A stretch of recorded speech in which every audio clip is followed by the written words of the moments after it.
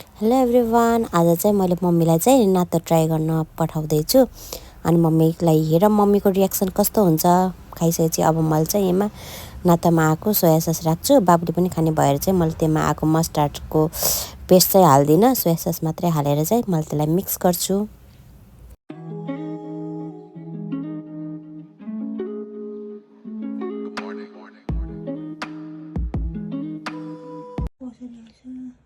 मम्मीले पहिलोचोटि नातो खाँदै हुनुहुन्छ हो, त्यसरी अब कप हाल्नु, यसो घुमाएर निकाल्नु त होइन, जति खाने हो त्यसलाई उ गरेर हाल्नु। यहाँ उ छ एउटा मात्रै गेडो पनि आएन के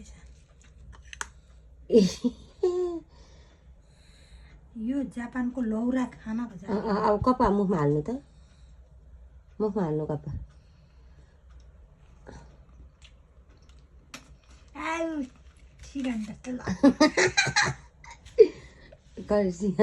टेस्ट कस्तो छ, टेस्ट कस्तो छ उसको?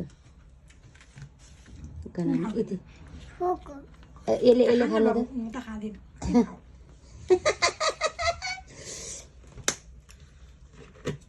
युवानलाई चाहिँ मनपर्छ।